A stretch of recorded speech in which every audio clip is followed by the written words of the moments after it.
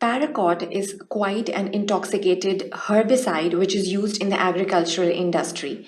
So WHO has basically divided these insecticides and herbicides, etc., in grades ranging from 1A to grade 3. So the drugs in the grade 1A are quite prohibited in all the developed countries, but they are still being used in some of the developing countries, and they are quite injurious to health, and they can even cause fatalities in a lot of cases.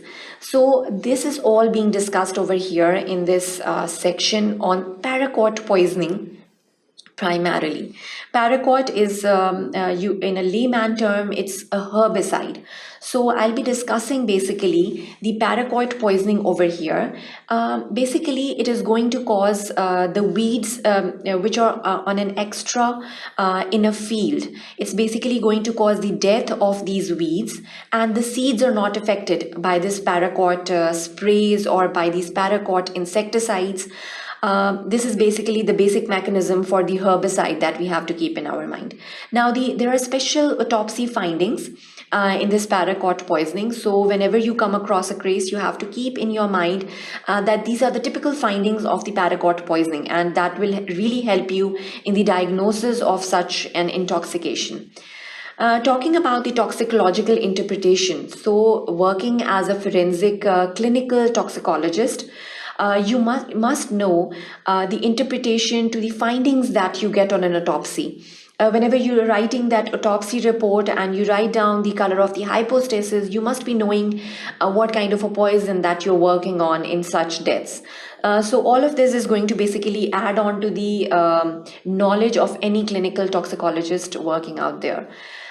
Now, the organophosphate poisoning, just to give you an overview and the basic knowledge of the organophosphates or the insecticides or the herbicides that are being used in the agricultural industry, we as a forensic toxicologist or a clinical toxicologist should know what of these poisons are reversible, have reversible effects, and which of these poisons have an irreversible effect.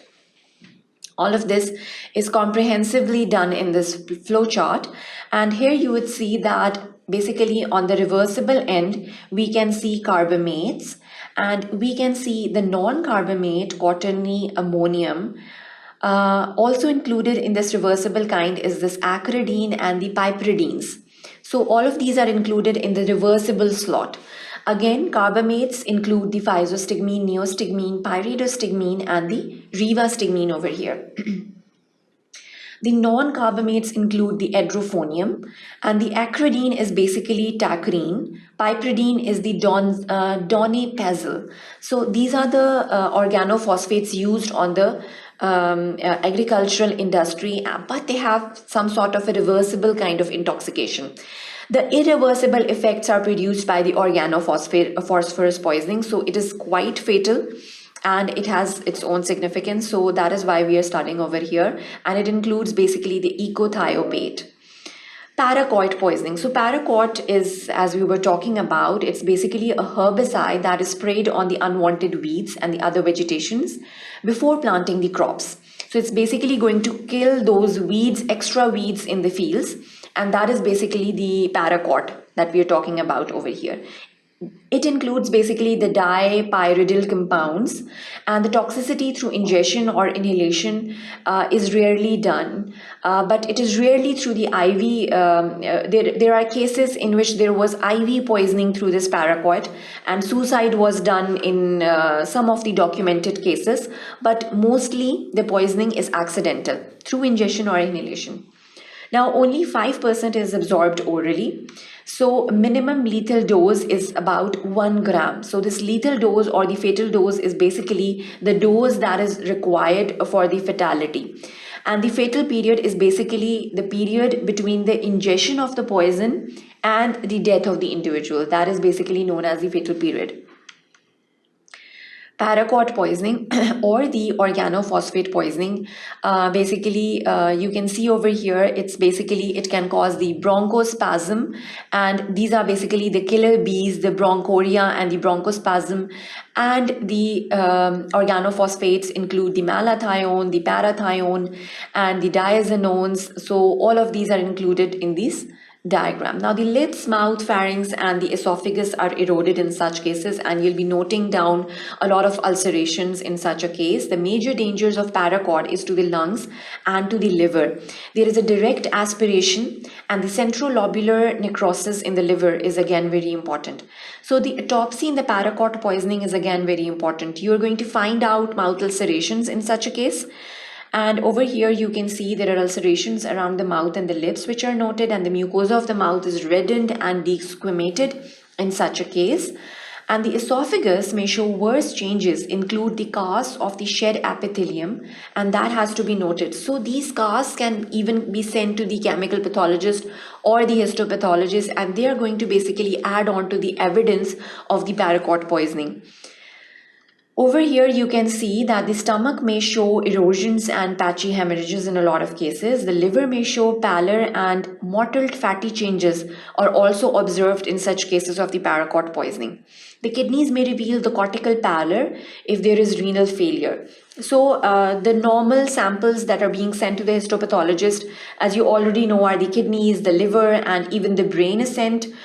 So these are the usual sampling, and even the usual sampling is going to evidence towards this paraquat poisoning.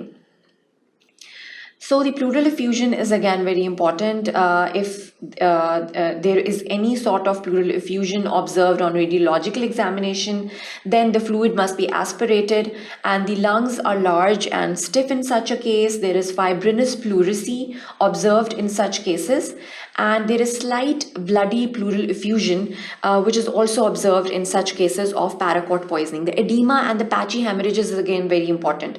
So if you will send the lung slices to the histopathologist, he is even going to observe these patchy hemorrhages in those lung slices, and edema is also going to be there. In cases of any pleural effusion observed in the pleural space, the samples are going to be taken and sent to the histopathologist for further reviews. Toxicological interpretation is again very important. The fatal outcome is more than 0.2 milligrams per liter at 24 hours after ingestion. The fatal periods are again very important. It is almost 48 hours after the ingestion. They're excreted over a long period of time, and they're detected in urine at autopsy. So it's very common to detect these poisons even in the urinary samples which are sent to the histopathologist for further assays. In this section, basically, we dealt with this paraquat poisoning primarily, but other organophosphate poisonings are also very important. For example, the malathion, the deltathion, all of these are discussed later on. That is the end to this section. Thank you for watching sqadia.com.